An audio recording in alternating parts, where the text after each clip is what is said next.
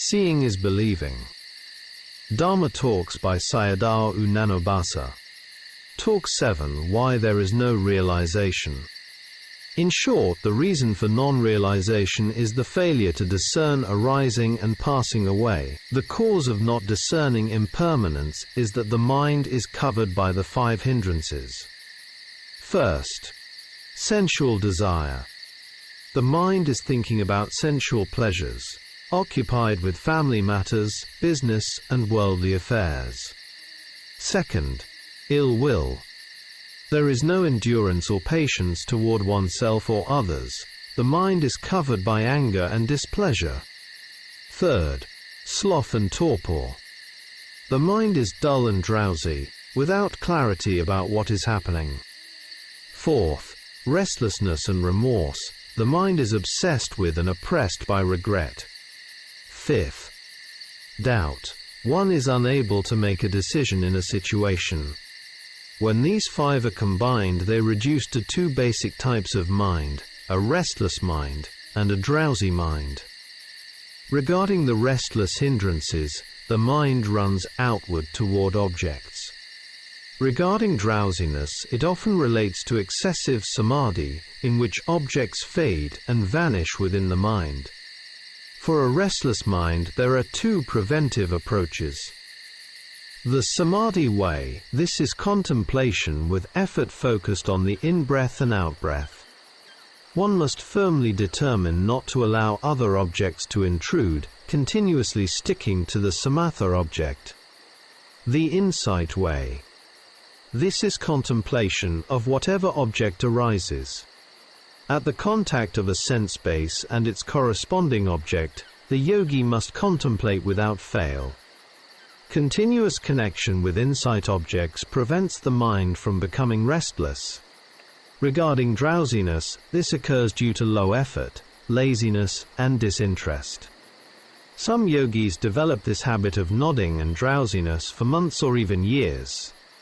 There was a Western monk in Thailand who had this habit. At the beginning of sitting, after only a few minutes, he would fall into drowsiness. Before becoming a monk, he had used drugs. Samadhi connects with the 3 kinds of seclusion, or viveka. First, bodily seclusion. During sitting meditation, the body should not move. It must remain stable, without corrections or adjustments. The causes for realization of the Dhamma include confidence, good health, and practice with a straightforward mind. The yogi must have patience and endurance. The yogi must also be free from wrong view, such as, "This happens according to my desire." Instead, one must observe phenomena according to their own nature. With patience and endurance, the yogi observes their oppressive nature. Bodily seclusion succeeds when the yogi is able to let go of the physical body. Second, mental seclusion. Both samatha and vipassana are methods for calming the mind. First comes samatha, and later insight. When impermanence is discerned, the mind arrives at calmness. At that time, the mind does not incline toward other objects. With the strength of samadhi, the mind naturally turns toward observation of the khandhas. Previously, the arising and passing away were coarse. Now they are refined and minute. There are many impermanences and many types of them. Consider this example. When the sun is hot, all the doors of a house are closed, and it becomes dark inside. At that time, one can see only large objects, but not minute ones.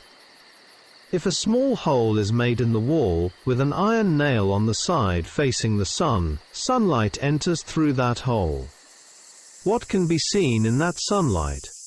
One can see fine, minute dust particles floating in the beam. Before the light enters, one cannot see them. Only the coarser objects. In the same way, with clarity and the light of insight, the yogi observes the khandhas and cannot find any empty space, not even as small as the eye of a needle. At that time, many impermanences are seen. When the mind becomes bright and the body feels light, clear brightness appears, and the yogi sees a great number of impermanences. After this the mind becomes wearisome and disenchanted. There is no more affection. One clearly sees the truth of suffering. The mind no longer wishes to look at or delight in phenomena. Then impermanences come to cessation. Third, seclusion from acquisitions. The burdened load of the khandhas falls away.